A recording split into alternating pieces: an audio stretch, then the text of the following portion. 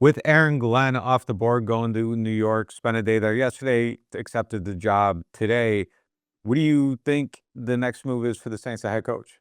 Well, it's funny. I thought he was the leading candidate from the very beginning. The day Dennis Allen got fired, we posted a story minutes afterward with Aaron Glenn's picture on it and everything they do next there. So this does feel like a disappointment from that standpoint, but I don't think it feels like a surprise. Um, I think it was very clear that Aaron Glenn was going to be probably the number 3 candidate in this year's cycle behind Vrabel and Ben Johnson. They went 1 and 2. Aaron Glenn went 3. And we also, he could have picked the Jaguars. He could have picked the Jets. I think he was in the mix on, 4 or 5 of these jobs. And we all openly admitted the Saints don't have the most attractive job. Thought maybe Aaron Glenn's ties to the Saints would move them up in his mind.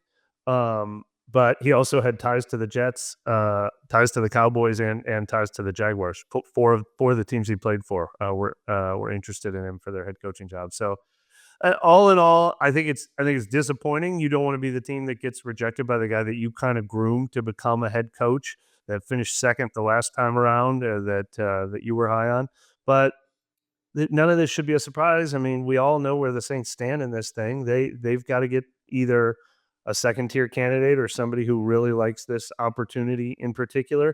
And Aaron Glenn was a superstar on the rise who had his pick of 5 or 6 teams, and he picked the New York Jets, and he also got to handpick his GM that he gets to work with there. So I'd say disappointing, but I don't think it changes anything. I think all these other candidates that they've been interviewing are the guys they have to keep interviewing. I don't think it was, oh no, what do we do now? We thought we were going to get him.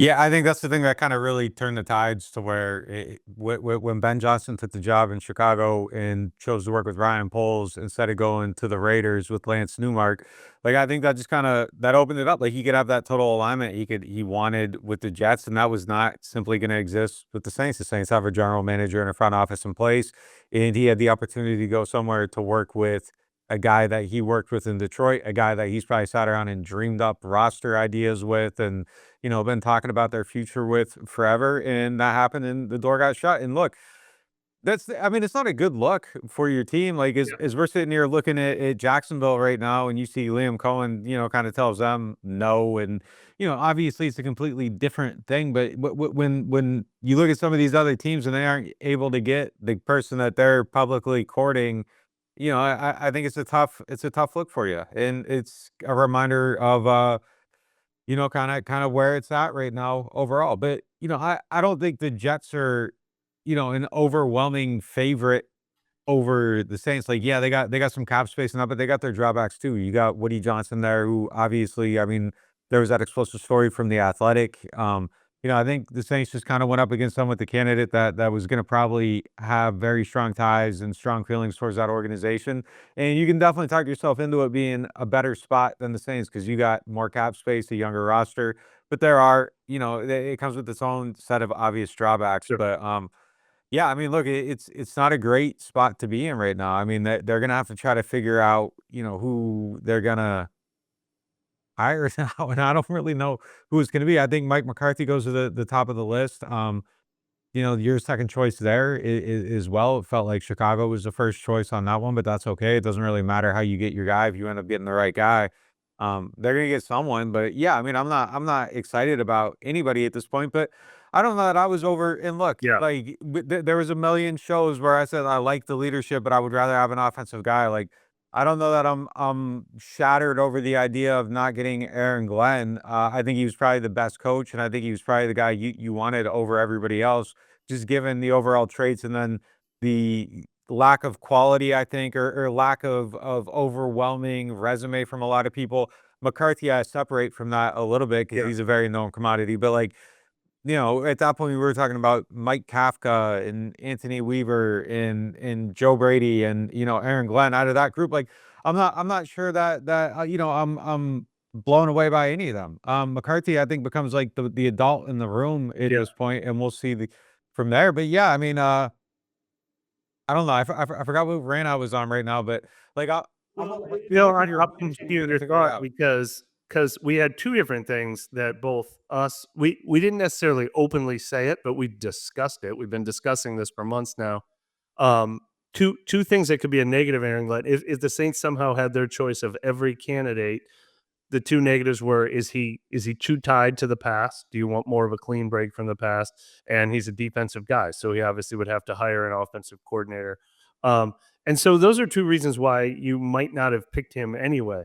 But you just wanted to have the option. You wanted it to be your choice Yes. and not you got rejected by the guy for sure. And he's the choice you're making from that group. Like no matter Yeah, what, like he is the guy you're picking from that group. It's a loss for the team, but I'm not I'm not convinced that he's absolutely going to be the best coach out of this group, but he's the guy that I would wanted to have placed my bet on. sure. Having said that, I wanted them to get an offensive coach the whole entire time. Like, and I still want them to get an offensive coach.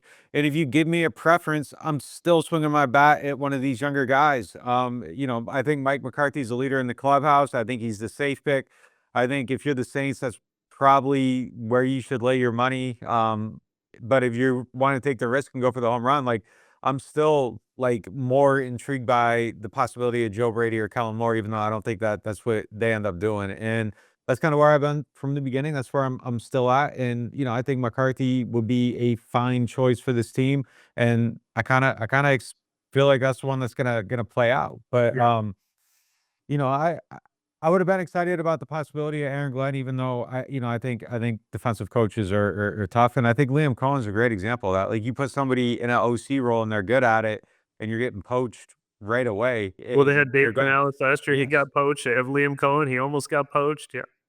yeah. So it's just you're constantly looking for that over and over and over.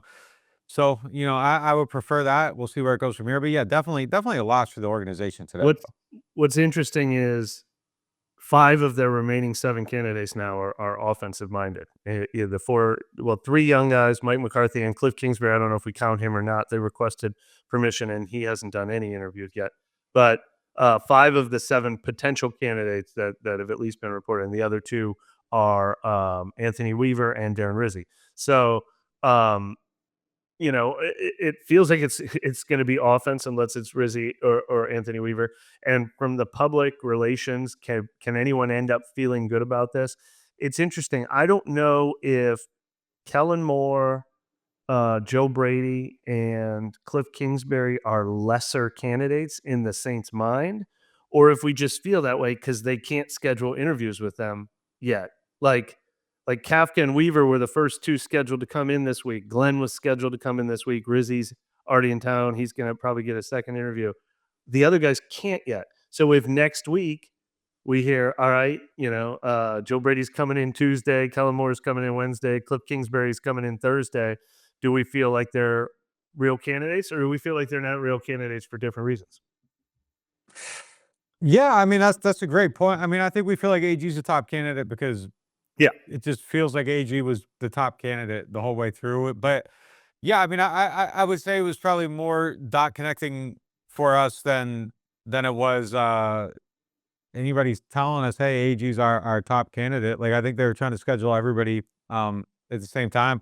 I'm still not convinced that Mike McCarthy wasn't always like I know for some people he wasn't, and then it kind of played out a little bit slow. But I think for some people in their 6-person panel, I think he was the top pick for some of them, and maybe not for some others. And the people that he isn't the top pick for, I think that's just because they don't know yet. They haven't talked to him. Like they haven't interviewed him. They've never worked with them before. But some people have, and some people know him. But yeah, AG. I would guess though that AG, if they could have got it done yesterday, we'd be They talking might about not it have more. waited for the other guys. Yeah. Yeah. I think AG probably was their top pick, even though like we weren't like he would have to be. Like he just feels like the guy that checks the most boxes. The unfortunate thing is that he's a defensive coach. Like that's really the only drawback there. But yeah, I got a lot to say about that defense, but like I'm not gonna say it because like it would just come off like fake and They'll up have and to have down. all those shows about should we be worried that the Detroit's defensive collapse means AG is going to be a bad coach? No, no, we can Yeah. avoid the 2 weeks of that Well, conflict. the thing that and we'll see who he hires is his OC. Like the one thing, and I texted you this yesterday. Like there was a thing that said like he wants Kubiak, and I was like, oh my god, like this is really like just the second coming of what they just had. Um, And Ben Johnson wants Dennis Allen and Rizzi, right? so yeah, I mean, yeah, I wouldn't want to say like it just feels like AG running the same defense, running the same Yeah. offense. Like it would have been like And then, they probably would have kept Phil, like, or brought in Banjo or something like that, and it would have just felt like you're doing the same thing all the way over again. So I think for people that want something different, like, there's a chance here where it feels like you're gonna get something different, even if there are some like Hazlitt ties, or or Randy Mueller ties, or Yeah. whatever it is. It does feel like this at least sets you up to go on that pretty new path, unless all roads lead back to Rizzy, who I think would have to staff out with different people. So I think you're getting something different there too. Yeah, look, I was about to make another point, but I think it transitions into the next topic. So I'll let you introduce the next topic, and then I'm going to continue about how this could turn out in the Saints' favor. I hope everybody's safe and sound and warm and has their power working and all that stuff. I had to mow the pipe with a blow dryer this morning, and we're back up running because that's I what we wrapped your do. pipes for you last year when we were still in the old studio. You didn't have me down there this year, and look what happened. Yeah, so it was like where it was just coming out of the ground though, is where it froze. Like that little, like the very first, like I had to dig down a little bit, and like I just put the blow dryer down there, and we got going. So Proud of you, man. yeah, got it done, man. Got it done. Got it running.